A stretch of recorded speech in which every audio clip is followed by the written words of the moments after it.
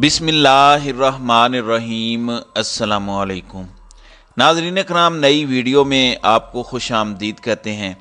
एक जानिब तो इस वक्त मुल्क की सियासत में भूचाल आया हुआ है, इमरान खान को गिरफ्तार करने की हर मुमकिन कोशिश की जानी है और बिलखुसूस जो पाकिस्तान तहरीक इंसाफ की रैली पर रियासती जबर और रियासती तशद्दुद की नई मिसालें कायम की गईं, उसके बाद अब बौखलाहट मज़ीद बढ़ती जा रही है क्योंकि लोग डर नहीं रहे, लोग दुबक के घरों में नहीं बैठ रहे। अब इस सब के अंदर इमरान खान को गिरफ्तार करना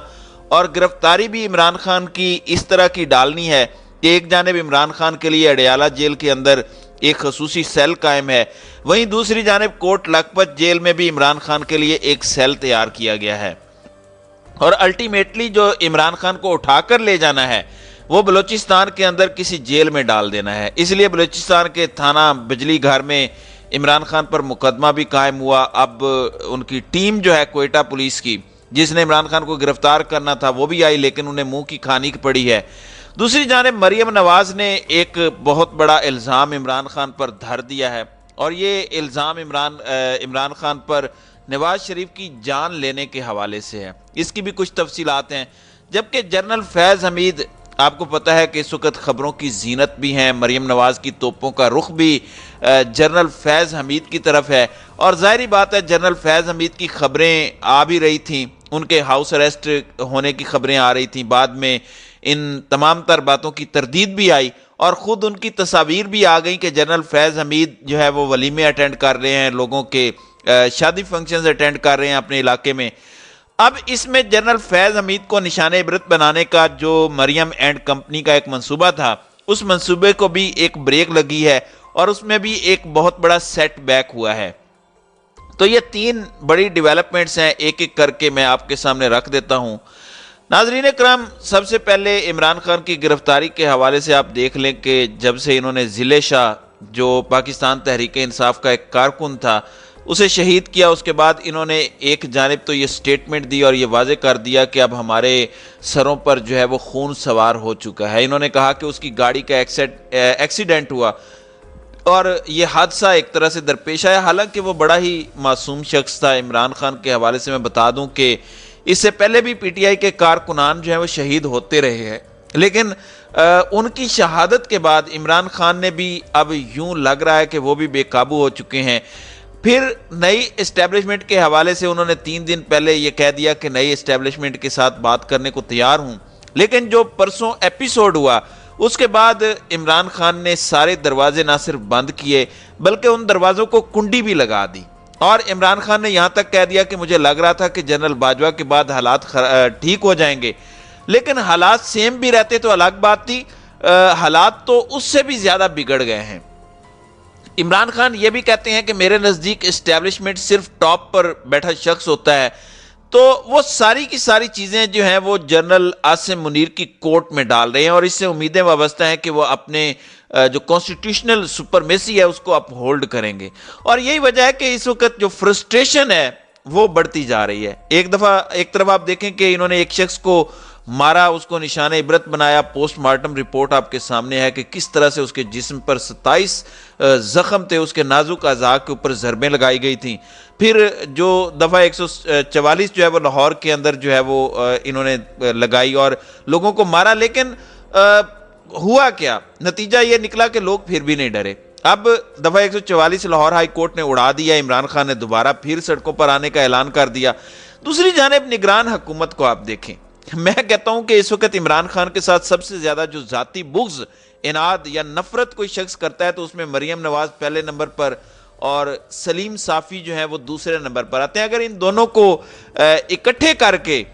इनको जो है वो हुकूमत दे दी जाती तो शायद ये भी इतने बेहतरीन अंदाज में इमरान खान के खिलाफ ना खेल पाते जितने बेहतरीन अंदाज में मोहसिन नकवी, जो कि मुबैना निगरान वज़ीर आला पंजाब हैं और उनकी जो टीम है वो कर रही है। उन्होंने साबित किया है कि वो वाकई इमरान खान से किस हद तक नफरत करते हैं और किस तरह से उन्होंने रियासती जबर का मुजाहरा किया, खास तौर पर पीटीआई के वर्कर्स पर। आपने देखा कि पुलिस किस तरह से गुल्लू बट बनी, पुलिस ने جو ہے وہ گاڑیوں کے شیشے توڑے اور گاڑیوں کے اوپر جس طرح سے انہوں نے مظالم کیے، تو انہوں نے گلو بٹ کی یاد تازہ کر دی۔ ماڈل ٹاؤن ثانیہ کی جو ایک ایپیسوڈ 2 ہے، اس کو انہوں نے ریپیٹ کرنے کی کوشش کی۔ الگ بات یہ ہے کہ عمران خان نے لوگوں کو جو ہے وہ واپس جانے کا کہہ دیا، ریلی کو ختم کیا، کیونکہ عمران خان جو ہے وہ لوگوں کی لاشیں نہیں گرانا چاہتے تھے، خون خرابہ نہیں کرنا چاہتے تھے، کیونکہ انہیں پتا تھا کہ اگر ایسا ہو گیا تو یہ اس کو بہانہ بنا کر الیکشن کی تاریخ جو ہے اس کو ختم کر سکتے ہیں اور الیکشن کو رکوا سکتے ہیں۔ اب ایک جانب آپ نے مریم نواز کو دیکھا کہ وہ بار بار یہ اپنی دریدہ دینی کرتے ہوئے کہتی ہیں کہ عمران خان چھپا بیٹھا ہے زمان پارک کے اندر، بیڈ روم کے اندر چھپا بیٹھا ہے، اور عمران خان جو ہے وہ عدالتوں کا سامنا کرے، عمران خان کے وارنٹ گرفتاری نکالے گئے ہیں، یہ انصاف کی بات کرتا ہے تو انصاف کے تقاضوں کے تحت گرفتاری دے۔ وہیں دوسری جانب رانا ثناءاللہ، جس کے 20 دن سے گجرانوالہ جو ہائی کورٹ ہے وہاں پہ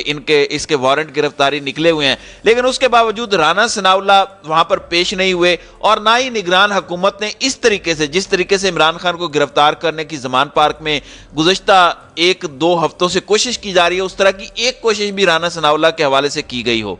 تو یہ سارا کا سارا جو چیز ہے، یہ ساری کی ساری چیز آپ کے سامنے ہے۔ پھر بلوچستان کے اندر انہوں نے جو ہے وہ عمران خان کو گرفتار کرنے کے لیے کوئٹہ پولیس جو ہے وہ زمان پارک پہنچی، لیکن وہاں کی بلوچستان کی جو ہائی کورٹ ہے اس نے عمران خان کے جو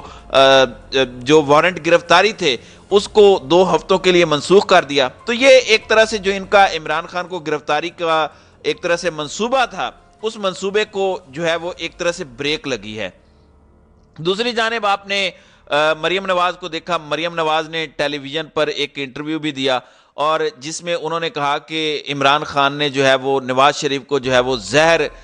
دینے کی کوشش کی جب وہ عمران خان اقتدار میں تھے اور نواز شریف جب جیل میں تھے، اور دوران قید زہر دینے پر پلیٹلیٹس جو ہیں وہ گرے تھے، اور عمران خان جو ہے وہ سب سے بڑا فتنہ ہے، اور جو قوم جو ہے وہ ثاقب نثار کو جو ہے وہ معاف نہیں کرے گی۔ انٹرویو کے دوران ان کا کہنا تھا کہ نواز شریف کو دوران قید زہر دیے جانے سے ان کے پلیٹلیٹس گرے ہیں، جب ان کی حالت بگڑی اور وہ زندگی اور موت کی کشمکش میں آئے تو کچھ لوگوں کے ہاتھ پاؤں پھول گئے۔ یعنی ایک طرف زہر دینے کا مقصد ہی تھا کہ نواز شریف کو مارا جائے، لیکن جب وہ مرنے لگا تو ہاتھ پاؤں پھول گئے۔ تو یہ عجیب و غریب بے وقوفانہ سٹیٹمنٹس دیتی ہیں، عقل سے کام لینا نہیں ہوتا، ٹھیک ہے۔ جب مارنے کا مقصد ہی یہ تھا، زہر دینے کا مقصد ہی یہ تھا کہ وہ مریں گے، وہ مر جائے، لیکن وہ مرنے لگا تو ہاتھ پاؤں پھول گئے۔ پھر انہوں نے کہا کہ نواز شریف کو باہر بھیجنا انہی لوگوں کی مجبوری تھی، کبھی نہ کبھی یہ بات سامنے آئے گی کہ اس معاملے میں بھی عمران خان ملوث تھے۔ تو عمران خان کے اوپر ایک نیا الزام جو ہے وہ مریم نواز نے بغیر ثبوتوں کے، بغیر کسی وجہ کے ایسے ہی دھر دیا ہے۔ پھر ان کا جو ہے سابق ڈی جی ISI جنرل فیض حمید کے حوالے سے بھی ان کا کہنا تھا کہ بیان ان کا آ چکا ہے، امید ہے اب ادارہ ان پر نوٹس لے گا۔ جبکہ فیصل آباد میں تنظیمی کنونشن سے خطاب کے دوران مریم نواز کا کہنا تھا کہ شہباز شریف IMF معاہدے سے بندھے ہاتھوں کے ساتھ عوامی ریلیف کے لیے سرگرم ہے، گھڑی چوڑ کی حکومت میں کبھی ایسا فیصلہ نہیں سنا، مفت آٹا کبھی نہیں ملا۔ یعنی کہ شرم بے شرمی کی بھی کوئی حد ہوتی ہے، یعنی اتنی بے شرم طریقے سے یہ گفتگو کرتی ہیں کہ مفت آٹے کی بات کرتے ہیں، لوگ بھوک سے مر رہے ہیں۔ جس طرح کی مہنگائی پچھلے 10 ماہ کے دوران اس امپورٹڈ حکومت نے کی ہے، اس بھگوڑے جو کی جماعت نے کی ہے، اس کی مثال تو پاکستان کی تاریخ میں نہیں ملتی۔ مریم نواز کا پھر یہ کہنا تھا کہ عدالت جب عمران خان کو بلائے تو بیمار اور جلسہ کرنے کے لیے یہ تیار ہو جاتا ہے، جب تک مقدمات چل رہے ہیں اس کی ٹانگ سے پلستر نہیں اترے گا۔ عمران خان پاکستان کا سب سے بڑا فتنہ اور فساد ہے، جو نہ خود کام کرتا ہے نہ کسی دوسرے کو کام کرنے دیتا ہے۔ آپ کے 10 مہینوں کی پچھلی کاروائی ہم سب کے سامنے ہے کہ کس طرح سے آپ نے کام کیا ہے۔ 30 سال سے آپ کا خاندان جو ہے وہ شاہی خاندان جو ہے وہ پاکستان کے اوپر مسلط ہے، اور پاکستان کی تباہی جتنی نون لیگ نے پھیری ہے، جتنی پیپلز پارٹی نے پھیری ہے، اس کی مثال جو ہے وہ ہسٹری میں کسی دوسرے خاندان کی ملتی نہیں ہے۔ پھر ان کا کہنا ہے کہ میں نے موت کے خوف پر قابو پا لیا ہے، پھر یہ کہتا ہے جان کو خطرہ ہے اس لیے گھر میں بیٹھا ہوں۔ پھر ان کا کہنا تھا کہ PTI کارکن ذلے شاہ کی شہادت پر افسوس ہوا اور درجات بلندی کی جو ہے وہ دعا کرتی ہوں۔ پھر مریم نواز کا کہنا تھا کہ قوم ثاقب نثار اور پاناما بینچ کو کبھی معاف نہیں کرے گی۔ ملک ترقی کر رہا تھا مگر پاناما بینچ نے نواز شریف کو دفتر سے نکال کر